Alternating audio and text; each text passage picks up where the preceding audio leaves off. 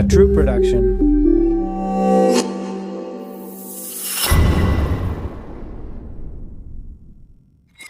My dear conquering community, today I bring you a different episode, and I wanted to bring it to you this way because even though it has to do with topics we like, such as self-esteem, relationships, financial freedom, and things we always talk about, the truth is that I also think that today we are in a time where we all want to be on social media, so we start to get confused about what we should do, if we should be like everyone else, if the professions we studied for in college or university or wherever are no longer useful.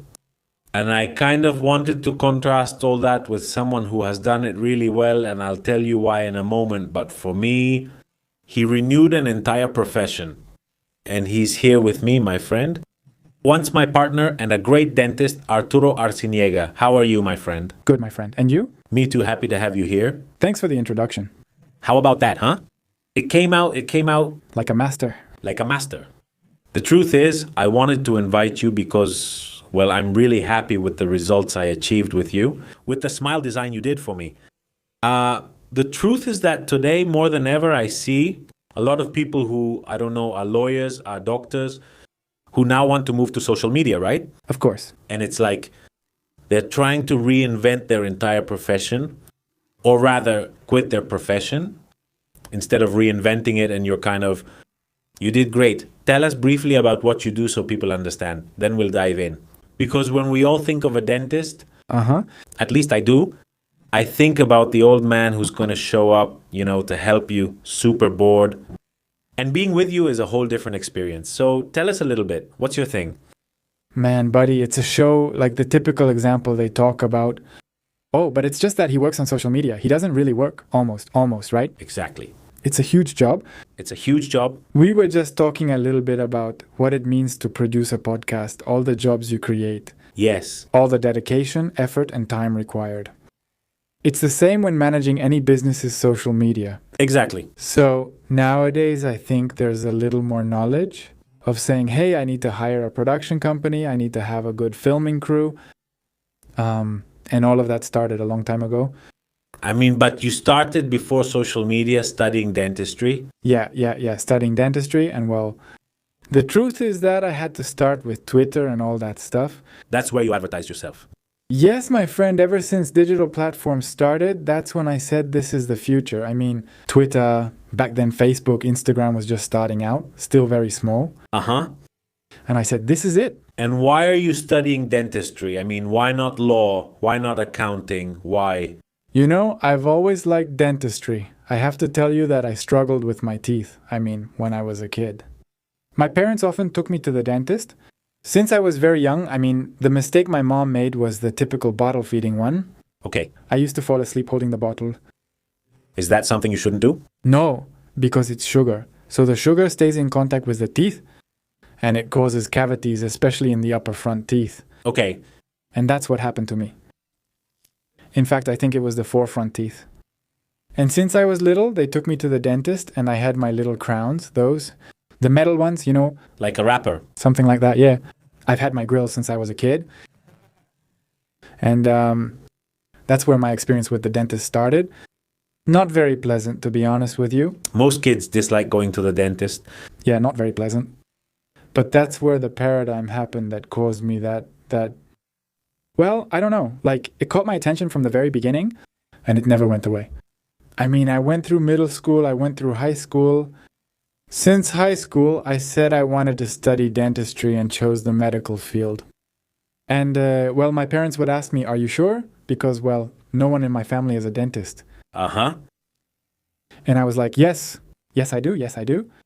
College, everything was fine. And yes, honestly, I can tell you, my friend, I've been blessed never to work a day in my life. Where did you study? At the Intercontinental University.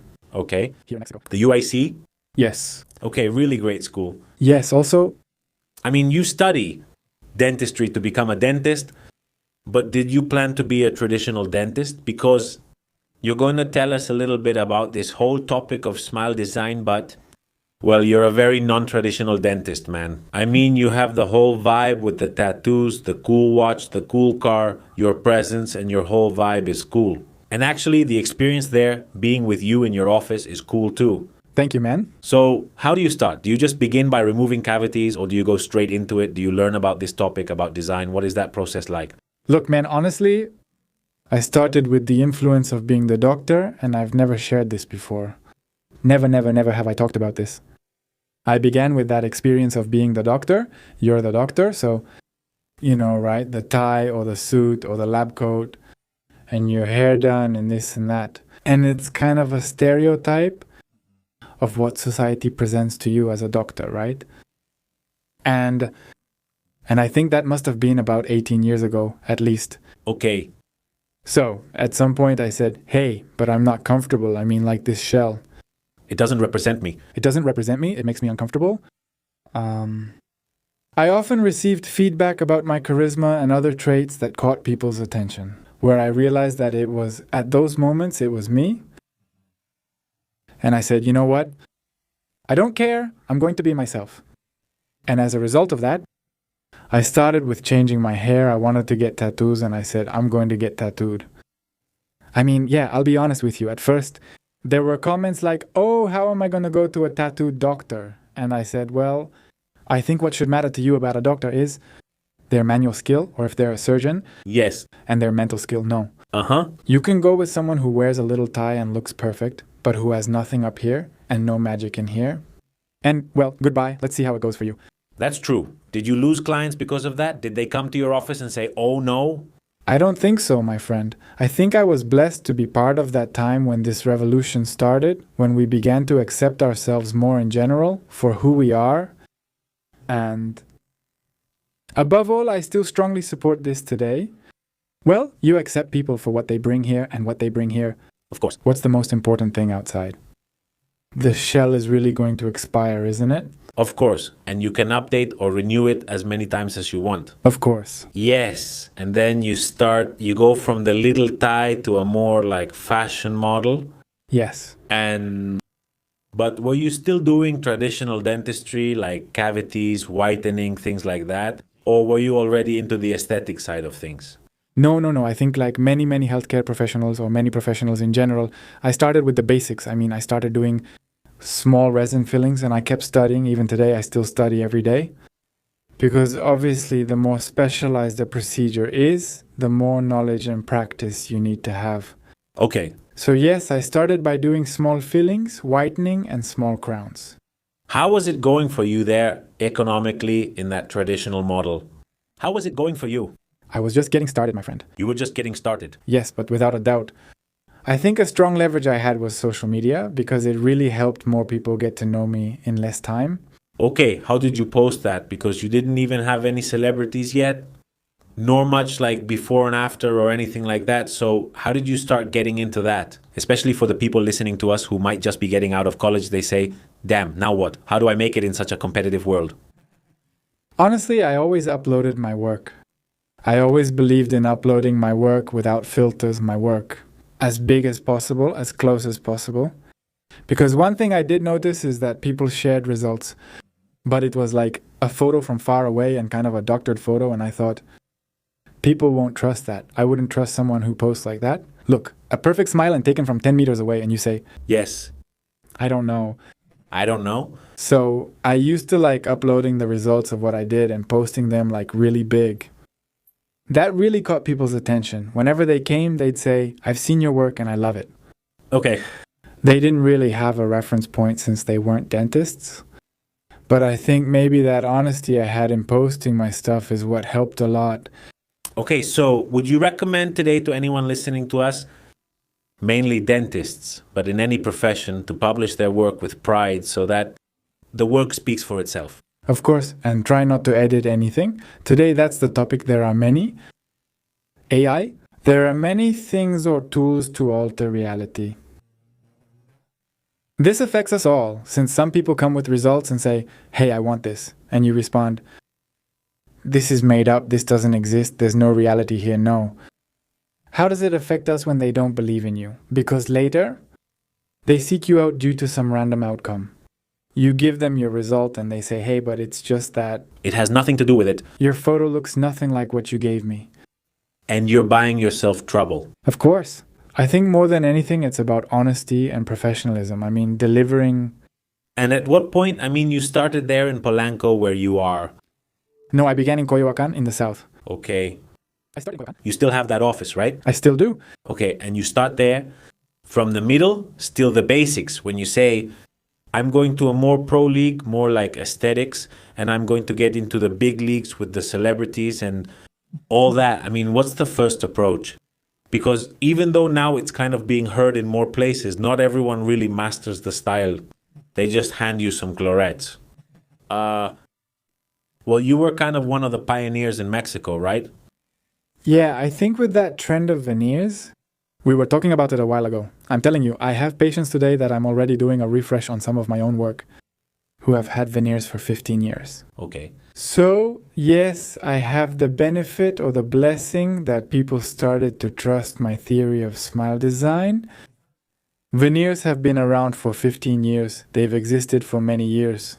But that concept of smile design, that concept of veneers, yes, I think that 15 years ago, almost 18 years ago, that little seed started, that little seed. And today, well, yes, like we were saying, it's an ultra boom. Everyone wants to do design, and does veneers.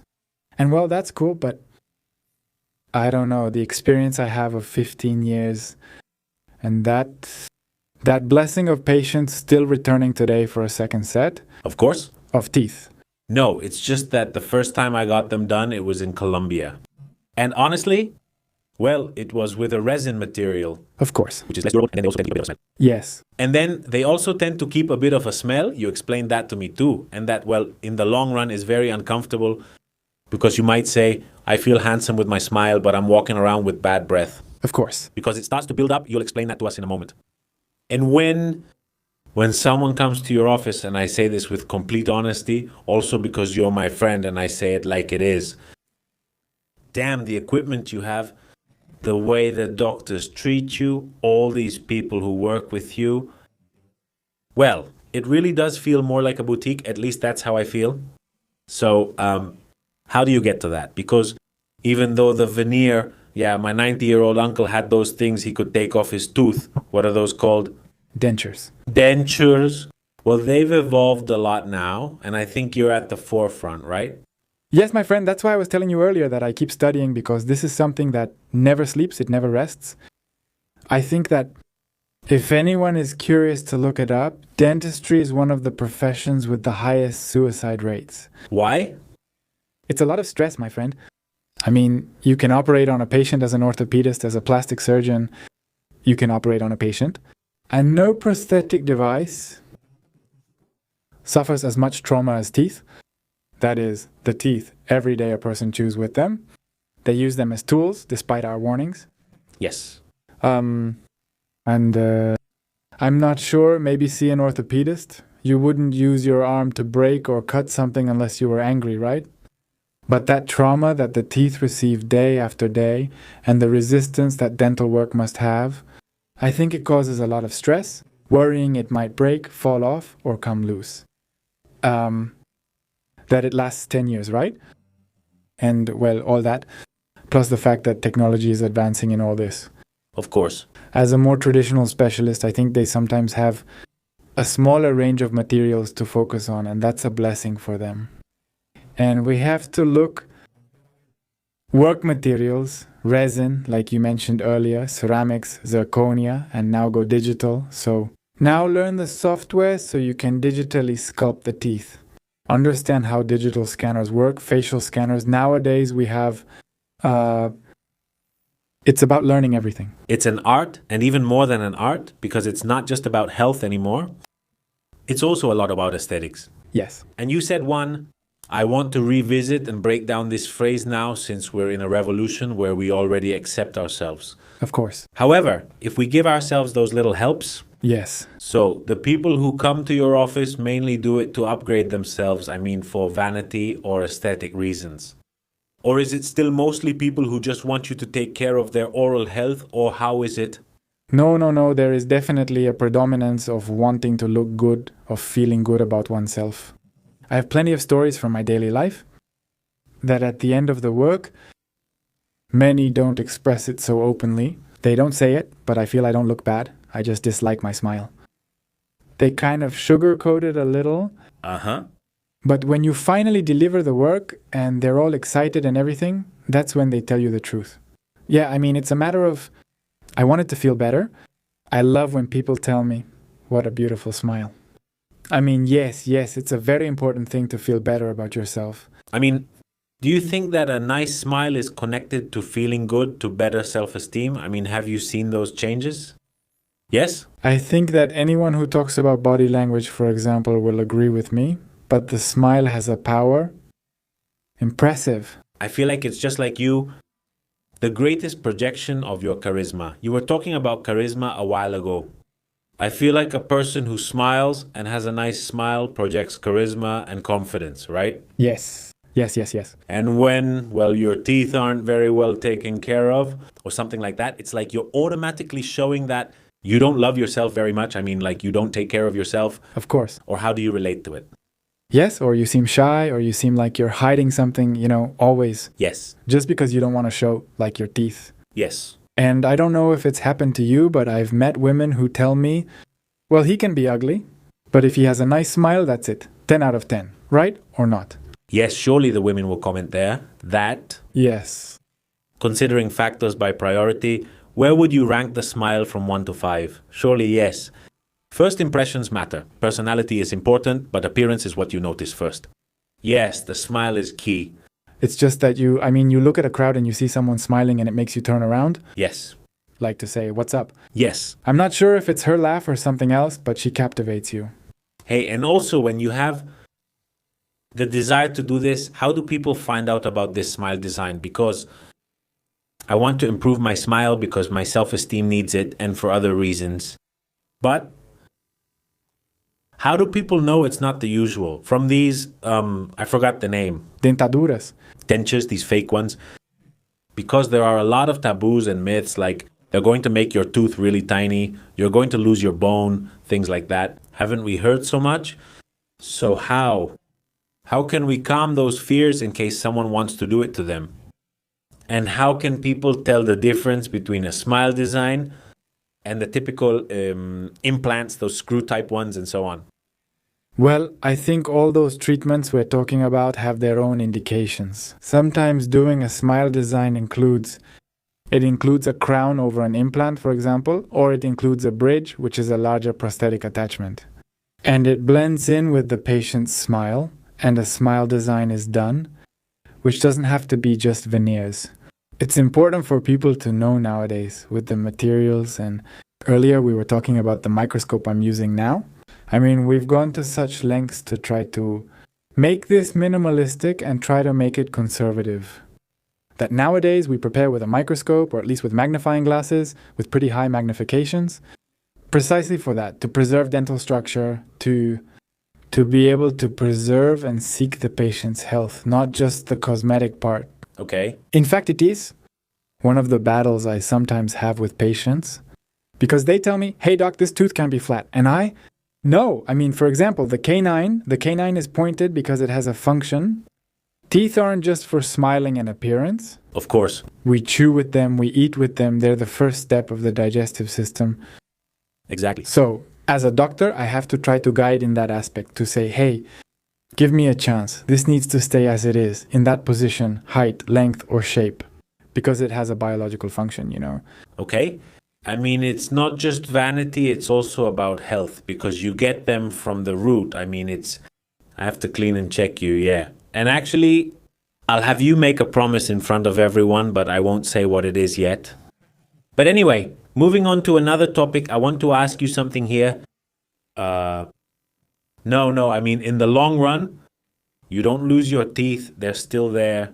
No, I'm telling you, right now I have patients who have come to me, who have had veneers for 15 years. I'm not going to say their mouths are ruined. I did their veneers 15 years ago.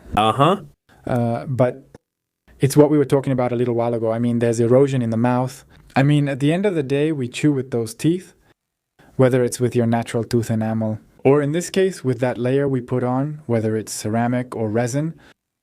It suffers that erosion or that wear from the continuous chewing of daily life. After 15 years, well, it's like the results we achieved in previous years get a little diminished. The patient says, "Hey doc, things look messed up now, right? What's going on? What do we do? Any updates?" Many ask me, "What's up? Any new materials or things to do?" I say, "Now we have this," and I show pictures and explain what's new. And because of that, a change happens, but their teeth are down below, untouched. Exactly. It's like putting on a fake nail, more or less. I mean, in a basic way. Exactly. I mean, your tooth is underneath or the nail and it's just glued on there. Exactly. Okay. And it's designed. I've seen how they design it there with some really professional machines. I can't really explain it, but it's meant to look natural. Yes. Many people do smile design, including me. I had to at first too. Ask them to perfect it for me in Colombia. Dude, they leave you with some chlorets, some gum stuck on really big ones, and I see people who get them like that, and then they stop fixing them, and it looks really fake. Yes. So how would they be? Like the 3 or 4 tips you would say, hopefully they do it with you, but if they do it over there, like this, Of course. somewhere else. So the color, the size, what would you recommend? I would be very careful. The size is important. Okay. The color, I'll be honest with you, man. The truth is, what I've learned from these 15 years of doing smile designs, I've done everything from the most natural to the most fake. The color isn't really important. If I make a tooth or a veneer with the right size, with proper dental anatomy, the color is very independent. I mean, the teeth are going to look white, but they'll look like white teeth. Okay. No, the problem comes when we do something that no longer has the correct dental anatomical characteristics. Dental anatomical, I mean the size, the thickness, the shape, certain lines that teeth have. And then the brain analyzes and says, "Oh, that's not a tooth." It looks weird. Yeah, it's like your own subconscious says, "That doesn't fit with nature, no." Okay. So I think I would pay a lot of attention to the material, the size, and the anatomy or the shape of the teeth. Okay. I mean, the size shouldn't go beyond your proportions. The color is up to your preference. But as far as I know, as long as a little less white than really white looks more natural, right? Yes, I think that's important there. A little for the professional to help the patient decide. In our case, we give them, for example, a color range.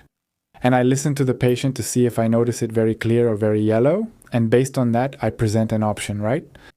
Nowadays, people often tell me they want the same color as John's teeth after seeing them. But maybe it's someone with darker skin, and I say, "Let's use less since he's lighter and you're darker, so they'll appear lighter on your skin." On your skin tone, of course. Or the other way around.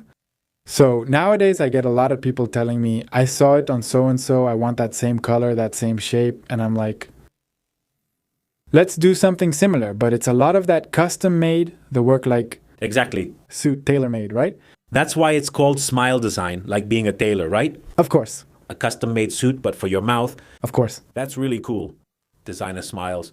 Yes. Now that everyone loves Chanel and Dior and Louis Vuitton, they also love teeth. Of course. Hey, and this, for example, I'm not sure if I can mention it. You'll have to tell me.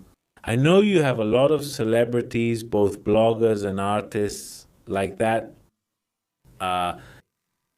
They're not like that either. Dealing with these people is very stressful because they insist the public image must be perfect. Yeah, man. Generally, many dentists go, sometimes to learn at the office.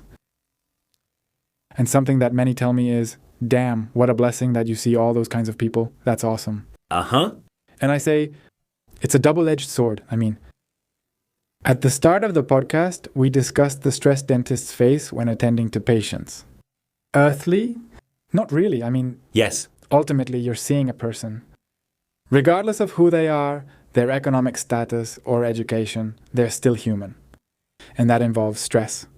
And on top of that, add when it's a public figure, when it's a super busy person, when it's a multimillionaire businessman who is also used to, you go to the office to attend to him because, well, everyone goes and attends to him there. I mean, it's also adding that extra stress. Yes. So yes, it is complicated, it is stressful, and well, there's nothing else to do but try to always do things the best way possible.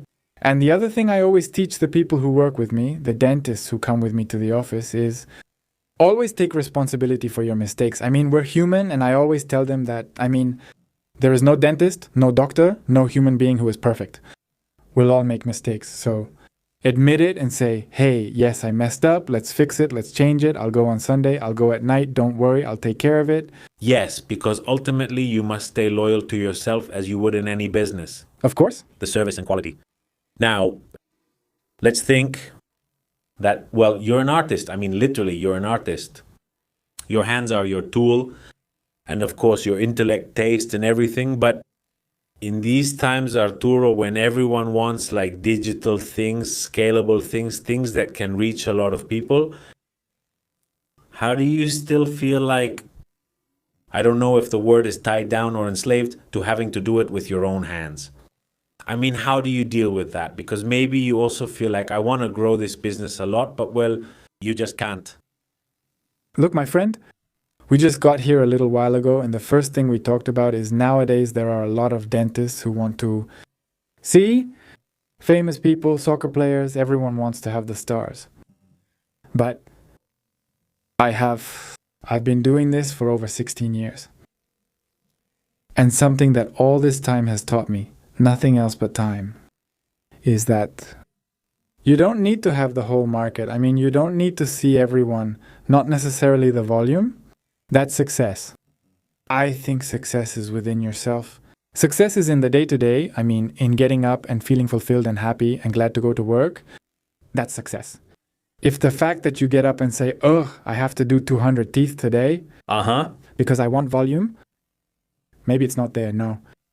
So I think that you can choose one or the other. You can choose to go bulk up with the machines, to bulk up with the digital world, or do boutique work and say, hey, you know what? I'm going to see 10 patients, no more. I know many people will say, no way, I couldn't book an appointment with you. Sorry, but I take really good care of the ones I have here. You know what I mean? I mean, I take really good care of Johnny, and I'm not going to neglect Johnny just to have 5 more. That's a personal decision. I think it depends on each person to decide for themselves. It makes sense to me, and I know you handle it well, but let's consider someone listening who wonders how to deal with that. Boutique treatment. Well, by eating and living well, because, well, I also want to live well. And how do you do it? I mean, does this justify charging more? Or how do you avoid to not give up on volume for profit, but also not be a boutique and be working late just to pay the bills, right? Yeah, I think that sometimes that's true. I've talked a lot about this, that as doctors, they teach us everything in school, except we don't have a business course, my friend. Look, I think that almost every major has that little business class, like, I don't know, accounting, management, something like that. Not us. So I think the biggest problem for doctors in general is that they don't see, their business as what it is, a business. I mean, yes, we are doctors. Yes, we are from the healthcare sector, but everything is a business. So I think that's the point. I mean, that you learn to run your practice as a business. I think if you manage things well, if you know about business, you can go like managing your profits and everything and start diversifying.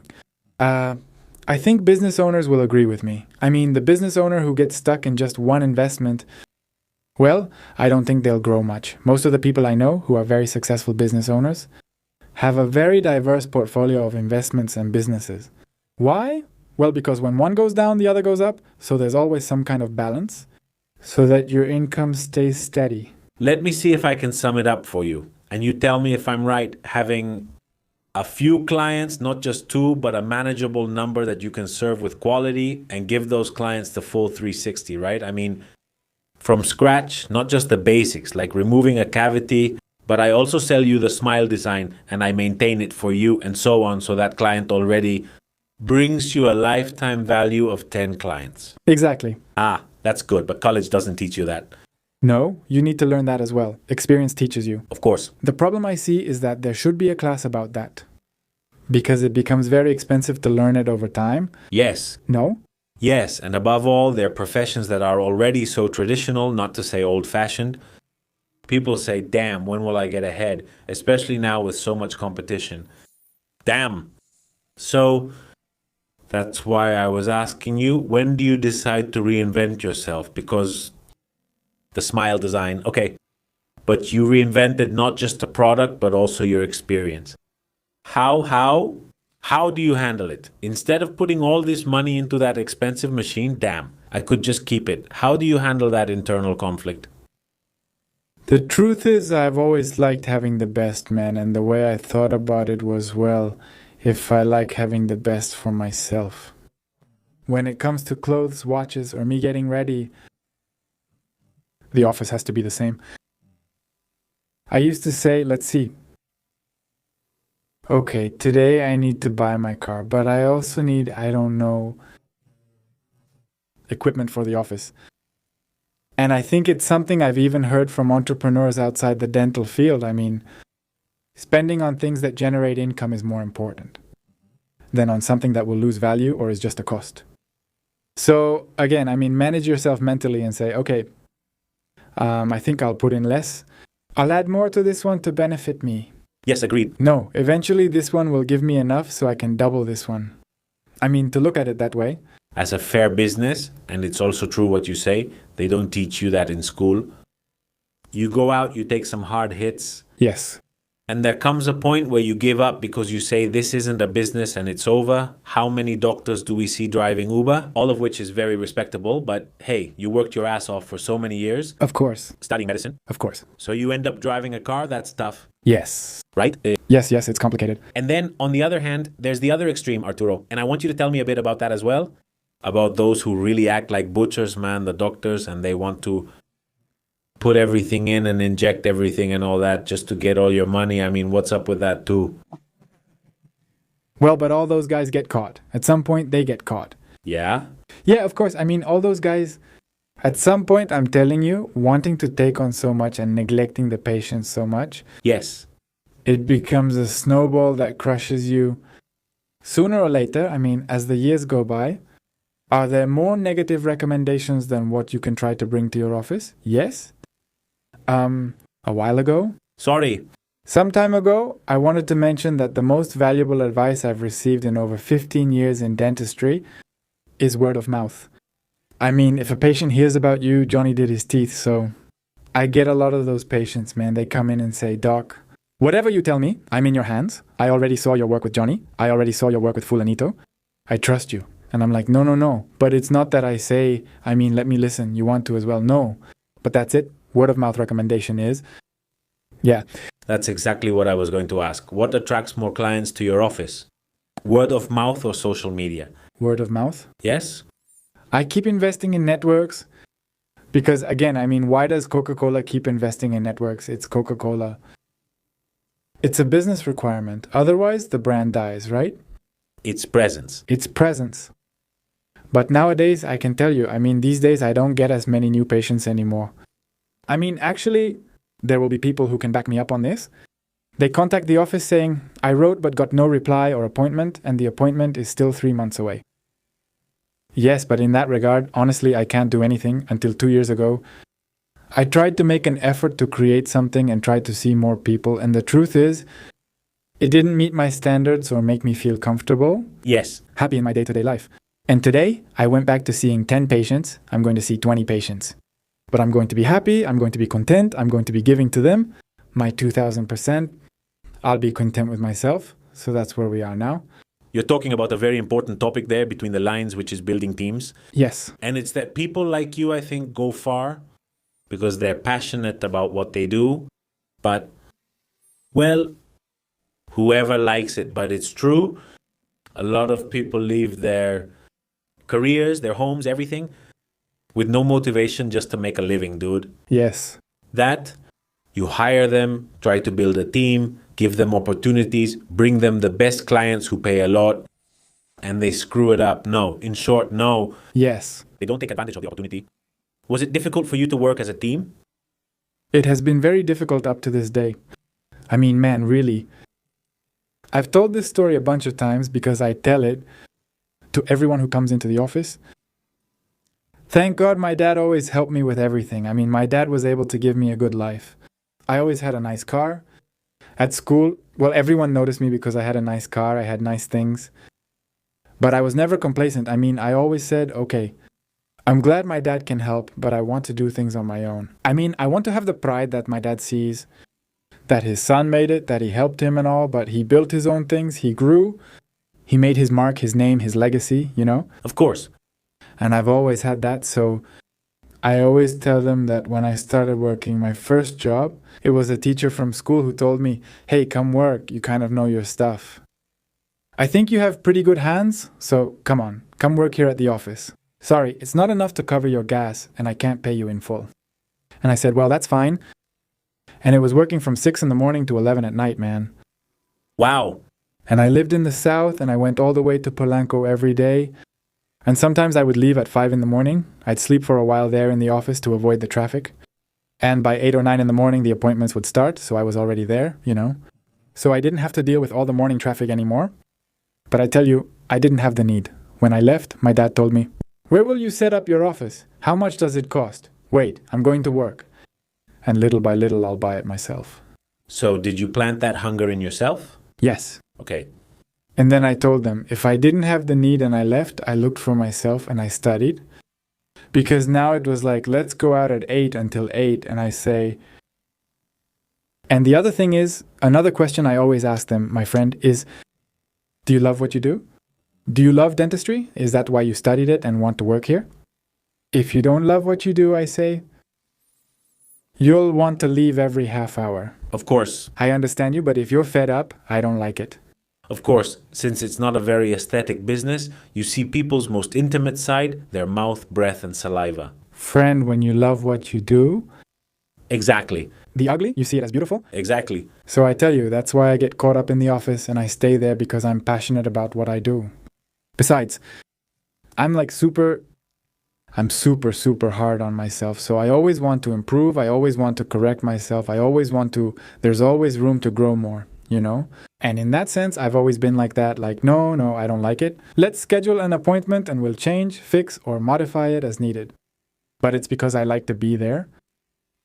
What makes you like being there? Because I'm sure there are a lot of people listening to us, law interns or already lawyers. The same applies to dentists and accountants, who, man, must be listening to us saying, I hate my job. I'm not sure when I chose to study this, and now I don't feel like I have any other skills. How do you start to like it?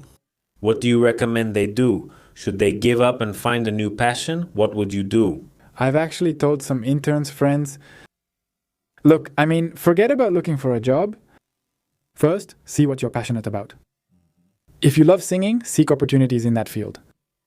If you love drawing, seek something related to it. Because it's the only thing that will let you spend 3 or 4 hours outside of your work schedule, growing, improving, standing out. Yes. Because your heart will move you to do it.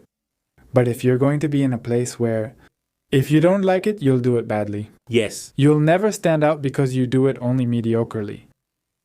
Every day you're going to complain, you won't be happy, you won't be satisfied, you won't be able to concentrate. You won't feel like coming back or learning more about the subject, which is really important in every profession. Yes. I mean, how are you going to motivate yourself to be working hard, reading every day, studying every day, if it's something you don't like? Only then are they motivated by money, right? Or working just to pay the bills. My friend, again, I think nowadays, or at least I hear it from a lot of people, even people who sing out there, the money... It's a consequence. It should be a consequence. Of course. Not the reason. And it's hard to say this, or rather it's hard to accept this because you say, damn, I have the maxed out card. Yes. The debt is here, I can't pay for school or I can't go on a trip, so how is money not going to affect me if I need it? But there, in that vicious circle or in that paradox, is the key to economic success. Of course. And also personal satisfaction. My friend, I think there's always a way out. I know sometimes it's a vicious cycle, just like you said. But if you sit down for a few hours to work with someone, you'll find a way out. Most people say it's too much trouble to look for it or break the cycle, so they stay where they are. Yes, autopilot. And it goes on until that cycle wears you out, then you say you're sick because I had to work 24 hours a day because I owed I don't know what. No, it was because at the right moment you didn't say, wait, hold on. Stop everything. Yes, I owe the credit card, so they'll call and look for me. That's fine, but stop everything, get things in order and start fresh. Yes. Because besides, it's the only life that we will have, at least as far as we know, right? There's no other chance, I mean. There's no other chance, and we're just living it on autopilot, like in zombie mode, Yes, paying bills, and suddenly, when we want to enjoy life at 80, it's over. and you can't enjoy it since the ailments have arrived. Let me tell you, my friend, when I was younger, my dad wanted to buy a car. I remember when he retired, he said, now I'm finally going to buy my car, and so on. And I remember, I'll always remember. When he went to see it, he said, it's too hard for me to get out of the car now, so I won't buy it. From then on, I said, no way. So that's how I kind of have... There are little things I like. Yes. Sometimes you have to commit that small sin of saying, I'm going to swipe the card, I'm going to do it, this, I'm going to split the payment, whatever, but I have to get it right now. Yes. If I get it in 10 years, I won't enjoy it. Yes. And especially when you work the way you work, right? I mean, if you're putting in hard work all week, being disciplined, working, being passionate, if you see the reward of money, don't be stingy with yourself. Yes. Avoid being an irresponsible spender. But you should enjoy yourself because, well, life goes by. Yes. And I see that a lot in professionals, that it's like their life becomes their job, and in fact, their identity, Arturo, becomes their job.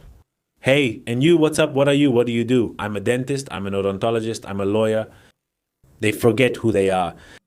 How do you balance that in your life, or are you completely absorbed by the office? Yes, the office really absorbs me. You know, I have an acquaintance and mentor who has clinics in New York, Dubai, Miami, and Los Angeles. I follow and listen to him often because I really agree with his way of thinking, and it gives me a lot curiosity. Like, sometimes I upload a video and I say, so it's not just me who thinks that way. He does too, right? And I remember a video I saw like 3 or 4 years ago, my friend, that he uploaded, that talked about how he went to a dinner and at 9:30 at night he said, well, friends, I'm leaving now. I'm going to sleep. Tomorrow I have to get up early at 6 in the morning to go to the gym. And they said, oh, wait, well, you only live once. No, stay a little longer. Nothing will happen tomorrow, you know. And he said, no, I'm leaving now. I get that maybe you don't understand me, but tomorrow I'm leaving to wake up and live my dream. I mean, to live his dream, because he worked a long time to build the clinic he has today and the work model he has today. And being there is a pleasure, I mean, so that's why he says, I understand that for them, enjoyment might mean staying up until 1 a.m., drinking or eating. But for me, well, it's spending time together, of course. It's a part of daily life. It's a part of life. But my enjoyment is there in the office, in the day-to-day, preparing teeth, seeing how everything works. I mean, that's like... He lives his dream from 8 to 5. Exactly. That's great, because most people suffer from 8 to 5. Exactly. That's why there's so much on social media about it. Motivation for you to find your passion from 9 to 5 and all that. But in the end, it's because you choose the wrong thing to dedicate yourself to. And it's inconsistent with who you really are. It's like they say crazy people are geniuses out of context. Yes. If you put that person, imagine Michael Jordan playing soccer. It would have failed. Of course. He would have hated it. Baseball, he played golf too. I don't know how good he was, but put this guy on the basketball court and he was a genius. Of course. So this is kind of a wake-up call for everyone listening to us.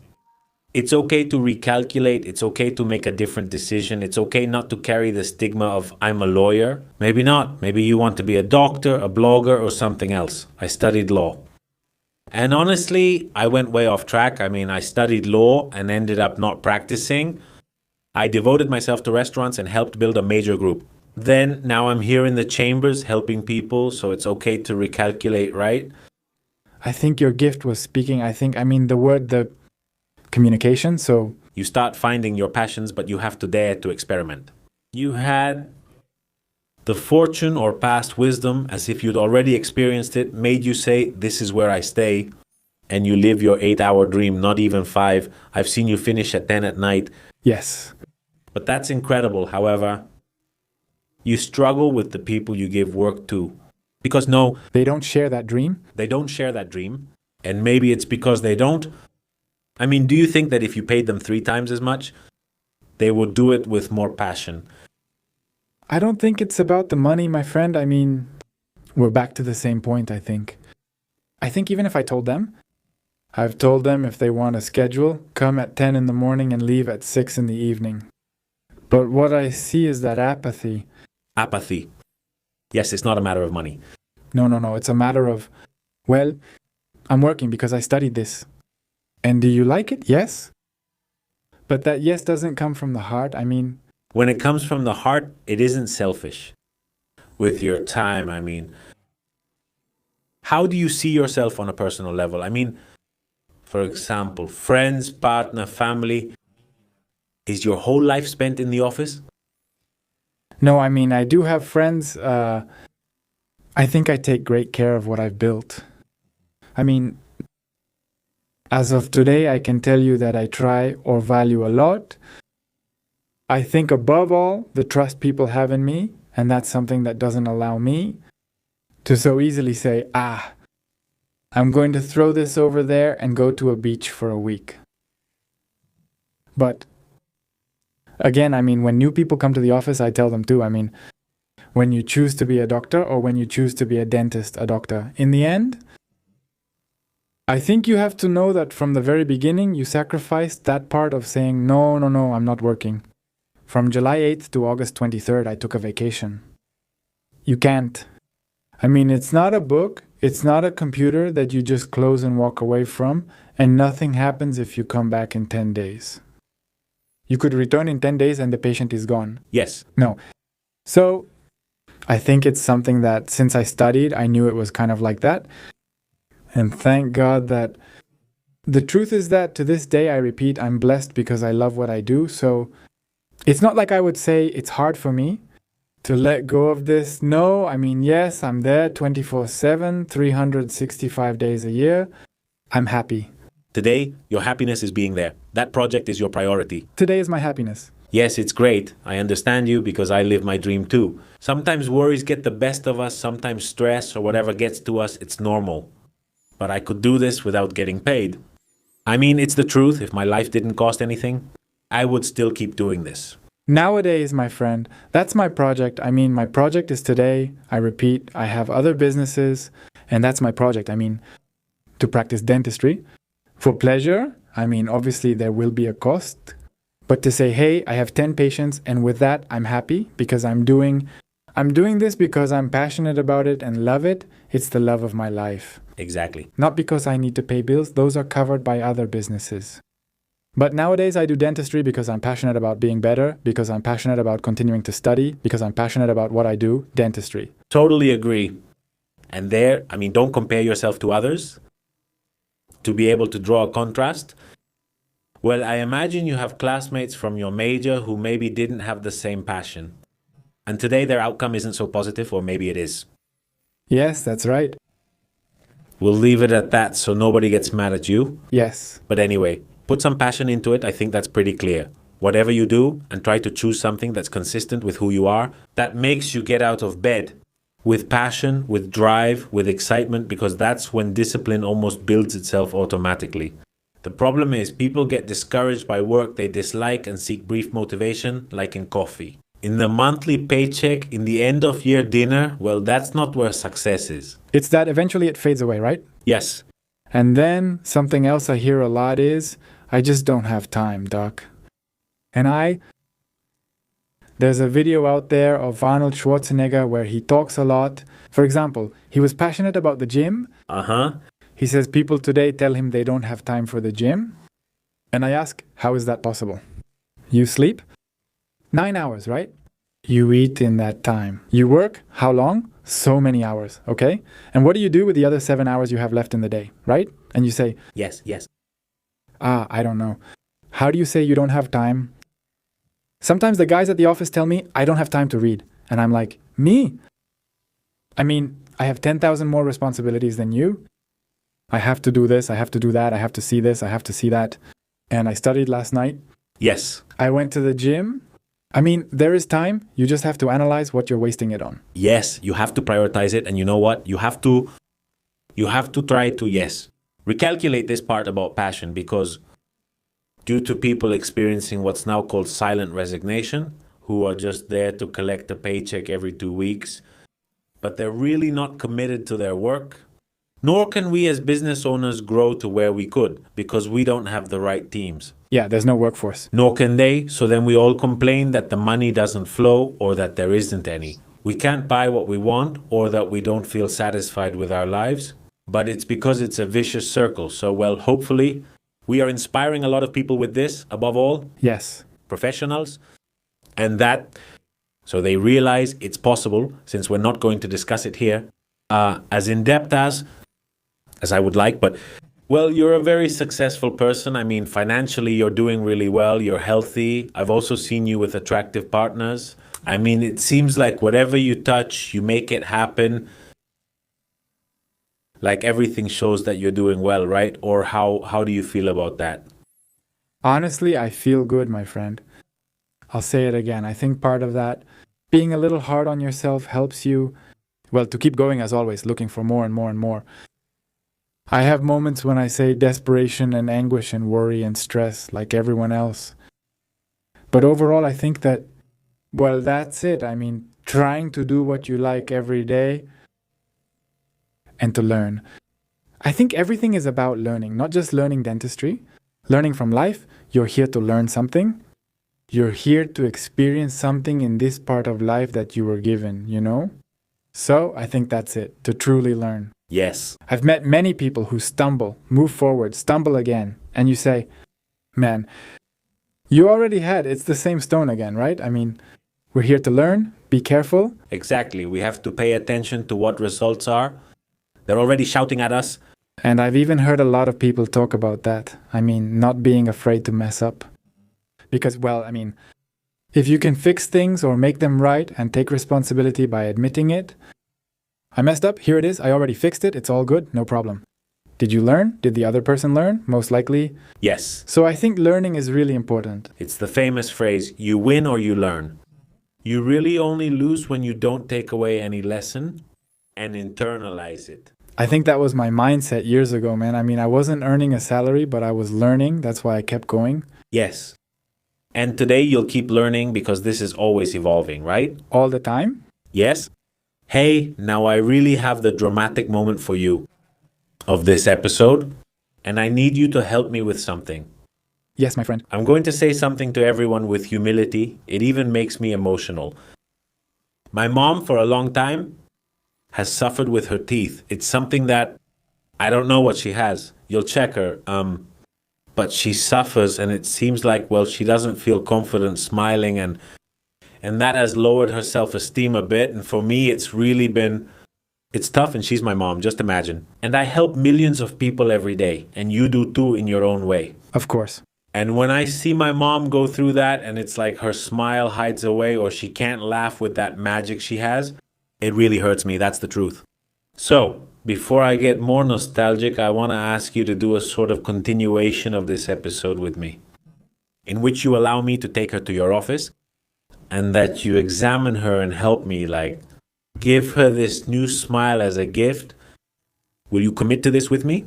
Come on, my friend, let's do it. All right, I'm in with you, because honestly, I wouldn't trust anyone else. So yeah, so stay here, because we're actually going to make a series out of this.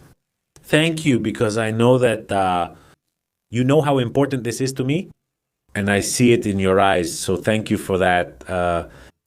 We'll tell them and see what happens. Mom, sorry for exposing you, but it's for something beautiful and you'll look great. That said, Arturo, I'd like to ask you for two awesome pieces of advice. That's what I call them here.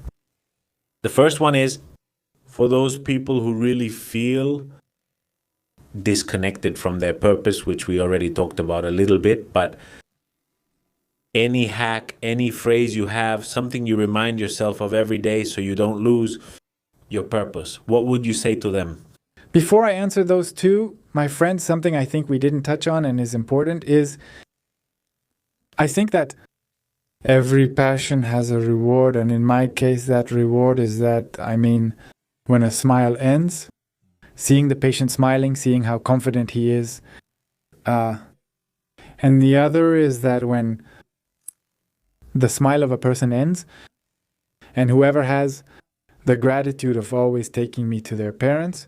Right now, when you talk about your dad, your mom, it's like my mom, it's like Yes. my mom, you know?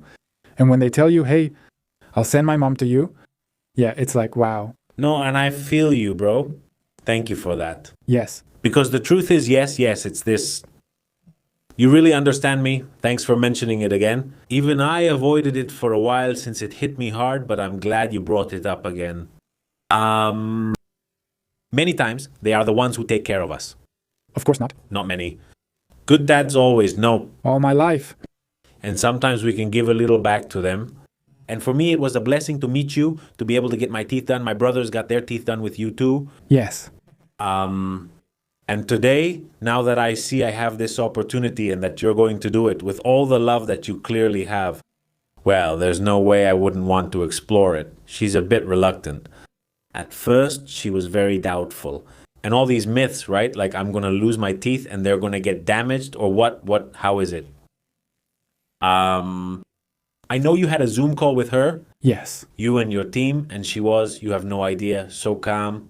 Like she realized she would truly be in good hands. I know you still need to check the background, but I'm the one who should thank you. Thank you for mentioning that because it's pure love. I mean, honestly, it's love that makes you do this for your parents. Of course. And so for me, it's going to be beautiful and we'll definitely document it to show it. So you can work your magic with her. Yes. Yes. So thank you very, very much. Thanks for your trust, my friend. Why did it affect you so much? How are you with, what? Because it's part of what I'm telling you. I mean, we work and people don't appreciate what they do. And it's transformative. Of course, I mean, at the end of the day, they're trusting you with someone's father. They're trusting you with someone's son. And nowadays, I see that a lot. I mean, look, see people as, well, like a car, like a computer, and they're human beings. Yes. You really have to take responsibility and say, hey, well, I'm not going on vacation because I have to take care of Johnny's mom or whatever, you know? I mean, you have to pay for that somehow. Those blessings that life gives you, obviously, well, yeah, it's clear to me that it's because of one's own effort and studies. There's also an obligation to be present, to take responsibility, and to fulfill, you know, with that, to return that love to the friendship person or whoever you're referring to. Without realizing it, you answered my first question about not losing your purpose because you're showing that you have your direction very clear because you know that what you do matters. Yes. That what you do really changes lives. Yes, it touches hearts, not just the patients, of their children, of their siblings, of their partner. Sometimes even intimacy improves. I mean, of course, it's endless. And when you know that as a specialist, it's like, well, you can't lose sight of your mission. No. So it became more. You can't take it so lightly, no. That's right. I believe that was answered thoroughly. And the second one would be like, well, just a little for the people who are already there, who get up every day and give it their all, but it's not working out for them like a business. How could they take that pause you mentioned and rethink things? I mean, what would you tell them? That they should keep in mind mainly 2 or 3 little things to reinvent themselves as professionals? I think, my friend, there are many things today we buy or pay for, and it's kind of for a status thing or to show off. And sometimes you can hold back for a few months or even years and not show off or flaunt. And build up a little savings to say, okay, I'm going to survive. Because you can live very well on a very small income and really find out what you're passionate about. I mean, I think deep down we all know it. Yes. But a lot of people, because parents, because society, because 1,000 people are shouting in your ear, you don't listen to your heart on the other side telling you to sing, write, draw. So it's like quieting that down a bit. Focus on yourself and say, let's see, if I like to draw, I need to figure out how to draw and monetize, and the rest will follow. Yes. Sometimes we worry a lot about saying, okay, my thing is teeth, like we said at the beginning. How many teeth do I need to fix per month so I can buy a McLaren, right? That's not my thing. I mean, it's like, okay, I like teeth, perfect. How much do I need to be able to eat every day and everything and be able to work on my teeth comfortably, sit down and work on my teeth comfortably without having to think about anything else? The rest, when you make the first tooth perfect, the second tooth perfect, and from there the person will go and say, it turned out perfect, seeds, seeds, seeds, seeds. And there will come a moment when you never worried about how much you had to pay or what you needed to do. It just happened naturally. But it's about focusing on that you pursued your passion, did what you love, and gave it your best. And that's what's going to shine on the outside, and people will say, hey, I want to go with him, I want to go with her. You said it perfectly. That's how it is when you're good at something.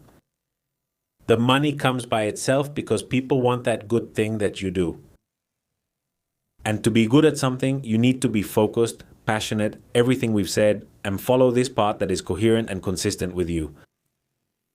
And the thing is that most of us go around thinking the opposite. How much do I need for the Ferrari, for the trip, for my house, for? And it's the other way around. So this, like reverse engineering, well, it's great advice. I hope you can follow it, because if you focus more on being more artisanal and more specialized, the money will come on its own. It doesn't just happen on its own. It results from your perfection when you work. Of course, a recognition of. That's right, Arturo. I just want to thank you. I really enjoy talking with you because you go from being the dentist here, super professional in the office, to a person who also is very humble. You wouldn't seem like that on the outside because you have good marketing, but also with a big heart that you let us see at a moment that was important to me. Thank you for that. Anything else you'd like to share? Social media, contact info, where to find you? I know you're only accepting a few people, but let us know.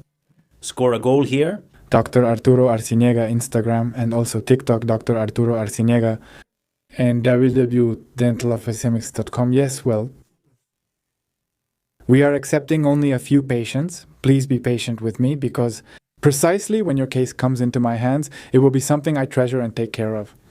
That's why scheduling an appointment takes time. I love it. So I'll see you in the next episode. Don't forget to subscribe to the channel so you can watch more episodes like this. Don't forget to follow the advice we gave you. And above all, if you have a favorite, let us know which one so we can keep up with it too. And stay tuned for the next part of this episode, because we're going to give my mom a big surprise. Arturo, thank you so much. Thanks to all of you, and we'll see you in the next episode.